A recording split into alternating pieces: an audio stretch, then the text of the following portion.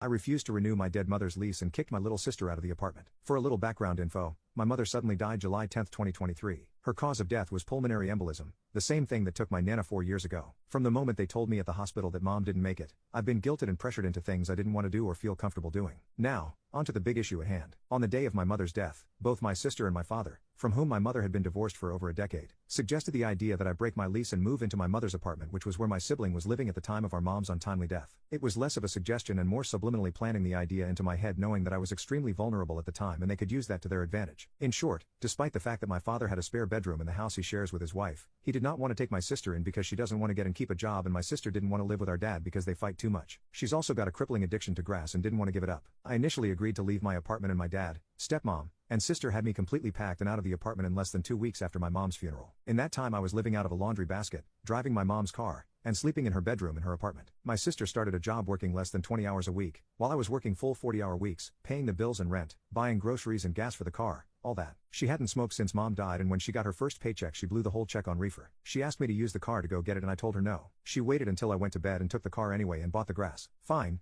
Whatever. What I didn't know until a few days later was that she'd spent $120 out of her $150 paycheck to buy a full ounce of grass. I told my dad about it and offered to come to mom's apartment and talk with her about the next day. This leads into what I call the day of the door. I had asked my father the night before to please not come over the next day, as I had a video therapy appointment that morning at 11 o'clock. I took the car to the dollar store parking lot across the street for more privacy. At 11 o'clock on the dot, as I'm waiting for my therapist to join the call, I receive a phone call from my father asking me where I am, why I'm not at the apartment, all that. I explained to him that I was in the car about to hop on my therapy call, and then he told me that I should have been there. His reasoning: that a whole bunch of poop just went down and my sister's door was now broken. I proceed with and finish my therapy call and speed the entire minute-and-a-half ride home to find that not only was my sister's bedroom door broken, but completely off the hinges. They both took some responsibility, much to my surprise, but neither fully fessed up either. This turned into a big blow-up fight wherein I refused to sign a new lease at mom's apartment and was in turn called selfish for not helping my family when family needs help. My father had stated prior to this that it was my responsibility to help my sister get back on her feet, so he began to try to use this as a reason to call me selfish. I told him I can't help someone who doesn't want to help themselves, and I know for sure that she isn't going to help me. I flat out refused to sign the lease, and my sister then looked at me with tears in her eyes and asked where am I going to go? I told her to go live with dad, seeing as that's your only option. My dad then said that I was a disappointment to him, and I told him to take his daughter and leave. A couple more weeks later, I got a phone call from my sister while I was at work stating that she was moving out and that she was at the apartment packing her things as we spoke. I told her she had until August 1, 2023 to be fully out because I already have an apartment lined up and ready to go. My dad and sister are unbelievably pissed off, but at this point, with all the hell they've put me through, I don't think I can muster up the strength to care anymore.